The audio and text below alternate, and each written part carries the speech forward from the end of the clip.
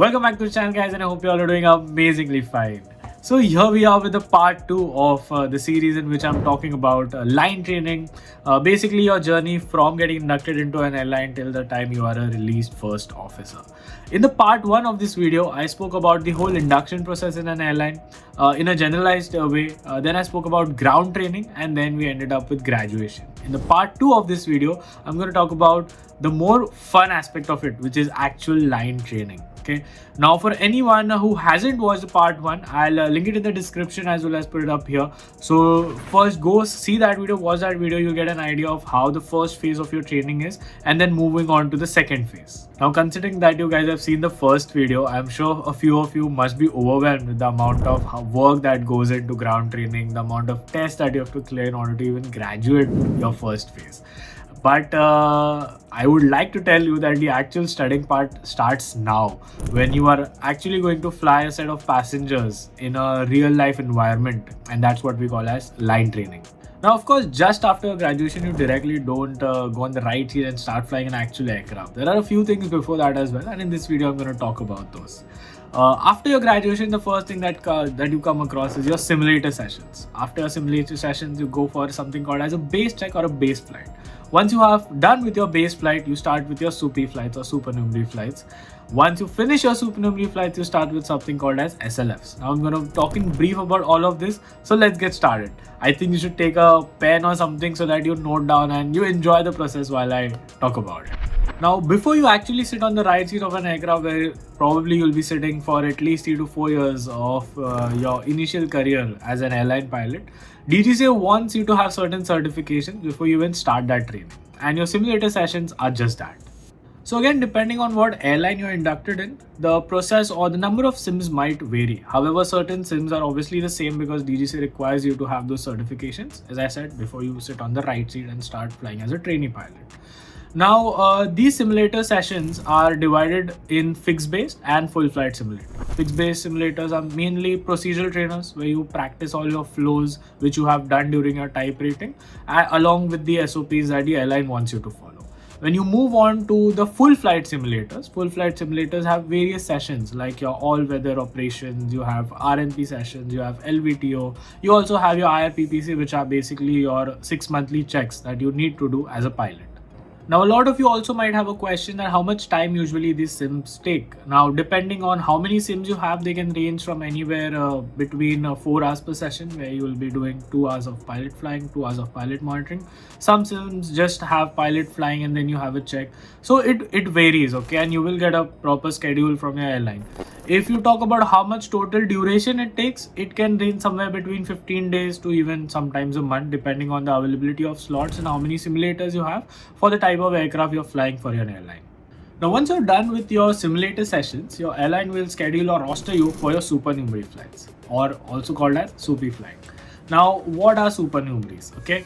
Before we move on to that topic, I would like you to understand that till now, every time you have flown an Airbus or a Boeing, it's mostly in a simulator, right? You're in a controlled environment where you can, your instructor will have control on all the dynamic situations that arise, may it be normal procedures or abnormal procedures.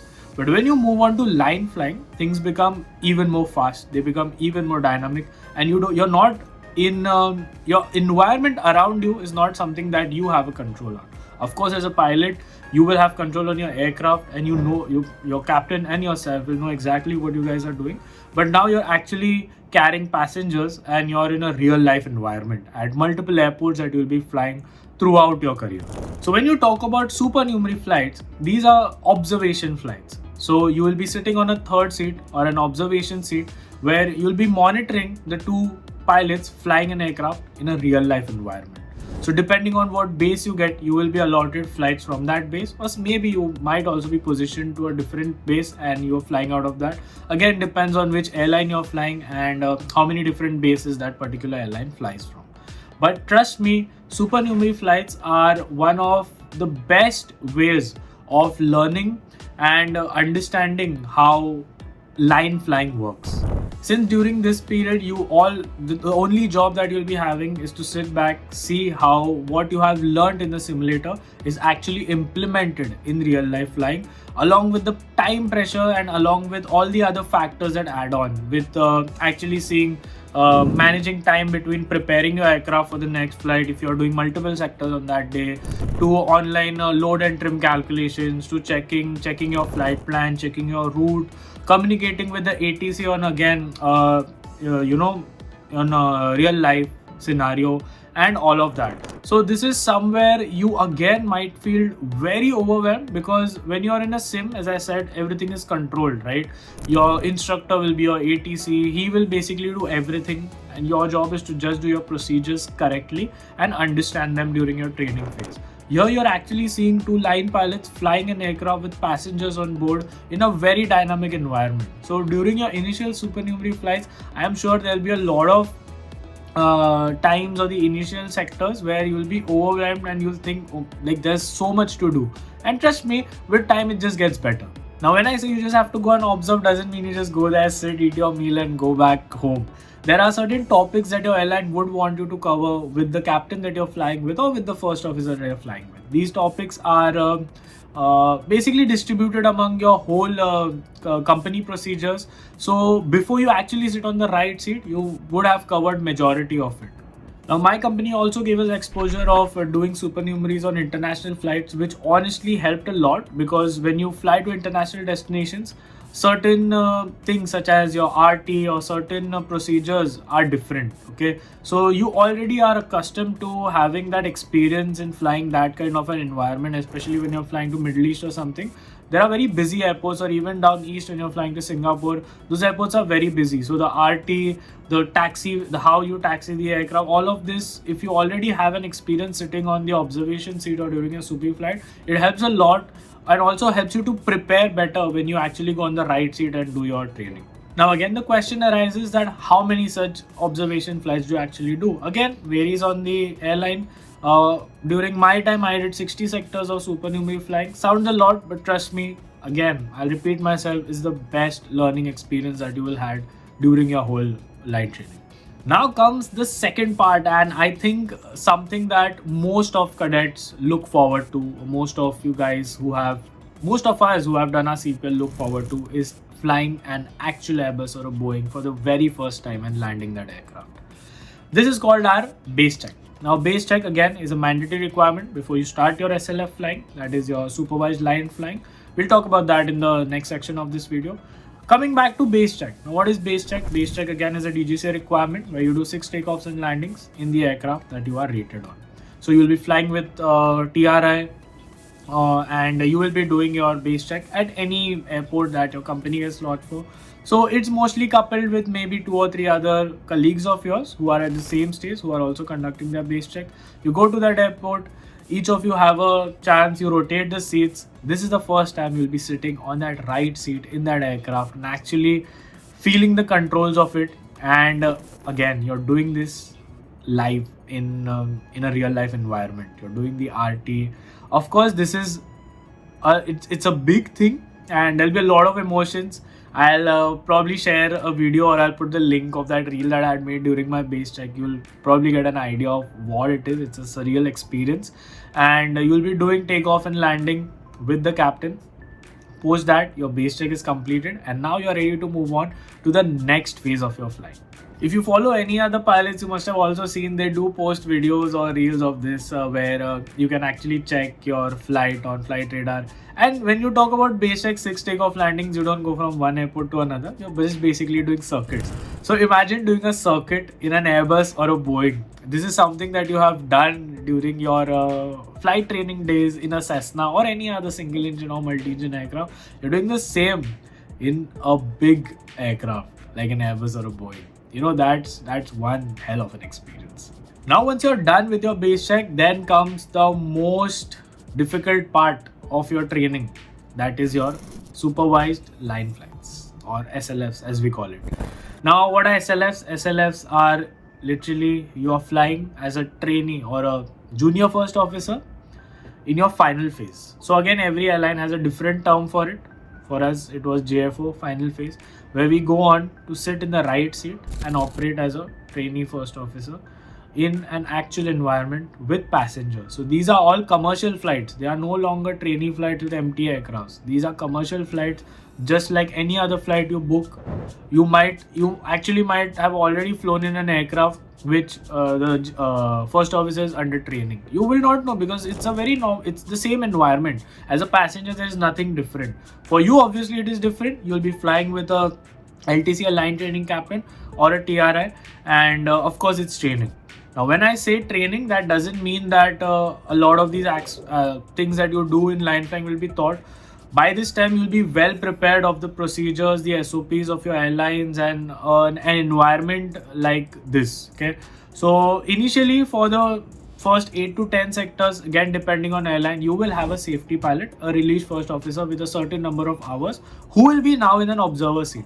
So since you are sitting on the right seat for the first time, it is required for you to have a safety pilot in case for whatsoever reason certain things don't go as planned, or maybe certain flows are forgotten. So for this, in order for the company to take care of it and to be under all the regulation mandates by DGCA, you have a safety pilot who looks around and checks whatever you're doing is right. Okay, now this will not be for all the sectors that you're flying. This might be for the, as I said, initial 8 to 10 sectors. Depending on everyone's performance, it can be less, it can be more as well. But said that, that does not mean that your safety pilot will be there to help you in any way. He'll just be there as a safety pilot. The name suggests, the name tells you all what it is. You will be doing everything what a first officer would do on a regular line flight. Now, in order for you to be safety released, there are again certain topics that you need to have discussed with your captain during those initial 6 to 8 sectors that you fly. If all those topics are covered and your captain or your trainer is satisfied with your performance, then he will release you and you will be a safety released trainee first officer. Now, during this time, after once you're released, you sign that form, you send it to your airline. Thereafter, they will not schedule any other safety pilot with you, and the remaining sectors that you have for your SLF will basically be just your trainer and you in the cockpit and a regular flight. One very important thing that I forgot to mention before is that before you actually start your SLFs, you also have a pre-SLF check. So to start your SLF, also you need to have a check given with again a TRI, wherein for my airline, we had to do one PF and one PM sector, but it's not necessary. Sometimes you can also do just one sector. It can either be PF or PM. PF means pilot flying, PM means pilot monitoring. So this is again a form, a DGCA requirement, wherein before you start your SLFs, you do a SLF check and then you move on to the sectors. Now, just like I said, during your supernumerary flying, you have to cover a certain topics. Here you have to cover more topics during the training that you're doing, along with certain mandatory approaches that you have to do. Now, as a pilot, if you're flying a Cessna, we do a lot of instrument flying where we shoot ILS approaches, we shoot VOR approaches. Similarly, in a real line flight environment, there are certain requirements, again depending on airline to airline, where they expect you to do a certain approaches, including visual approaches, including RNP approaches, ILS approaches, VOR and raw data flying as well. Now again, this depends on what airport you're landing to, whether the traffic gives you the necessary mandates or whether the weather is good in order to shoot a particular approach. So again, it's very dynamic, but I mean, you have 40 to 50 sectors to do it. So that's enough to fill all those requirements or all those approaches that you need to shoot. This actually again gives you exposure to try different approaches, because maybe someday you're going to an airport where ILS is not available, so you might do an VOR approach. So you need to understand the dynamics and how to do a stabilized approach in that manner. Now, as you come closer to finishing your SLS, which is usually the 40 sectors that we had, in some airlines also have 30 sectors, some might have more as well. DGs has certain requirements, airlines have to fulfill that and can have more depending on their personal training standards. Once you finish all your sectors, again, just like you had a check during your initial, before starting your SLFs, you have a release check. Okay, release check is basically the check where an LTC or a TRI will be flying with you as usual, and they will release you as a first officer on that aircraft. So this is again a big day. If the day you have your release check, post that you will be a released line pilot. Basically, you will be a first officer with whatever airline you're flying. Now for me, I mean, my release check was one day. It was like I can't. That experience is just something I cannot portray like this on camera. It's just a feeling. It's just the feeling of accomplishment that you have after all these years of working, uh, different jobs, coming finally to the place we always wanted to be, on that right seat, flying a big jetliner, and that experience is just something different. It's something out of the world, and I'm sure, and I would pray each of you have that in your career, and I mean eventually all of us will, and it's just something that I can't put here in this video. You have to feel it to in order to experience it, and I think that's about it. We have covered most of the points.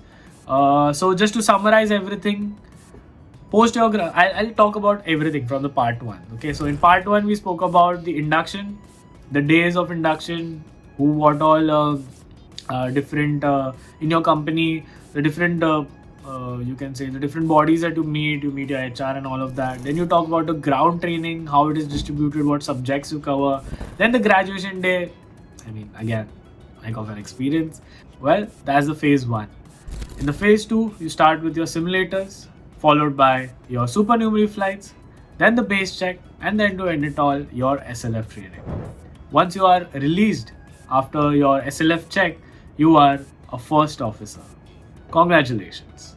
Now to talk about the total time it takes from the time you're inducted till the time you're released as a F4, that varies from airline to airline. It can range somewhere between 4 months to even 8 months to even a year. Okay. Why it depends is every airline has different training facilities. The number of cadets they take per batches might be different. So it is something that's a bit dynamic. Okay. But the maximum that I've seen could be a year. Okay. Now during this time, of course, you're paid. You might not be paid as much as a fully released first officer, but you get a pretty good stipend. Okay. Your bases might be different, and after you get released, your bases might change. Again, depends on how many bases your airline operates and what all bases are actually available for released first officers. So that sums up most part of your journey from a JFO to a fully released officer. I hope this video helped you, and if it did, do leave a thumbs up.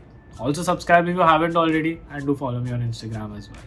For any questions that you have, you can leave a comment here, or you can also go back to my Instagram, DM me. I usually reply to most of the questions, and that's about it. And also, if you're looking forward to becoming an airline pilot and starting your career, well, at Maverick Aviation, we do every single thing from the time you join right after you're 12 till the time you sit on that right seat and become a released first officer. So if you want to talk and get free guidance or counseling session, I'll leave the number here also in the description. You can talk to my counselor and they'll guide you in the best possible way to finish your flight training in the least amount of time and in a budget friendly way. So see you in the next one. Hope you liked the video. Take care, stay safe, and as always, stay golden. Bye-bye.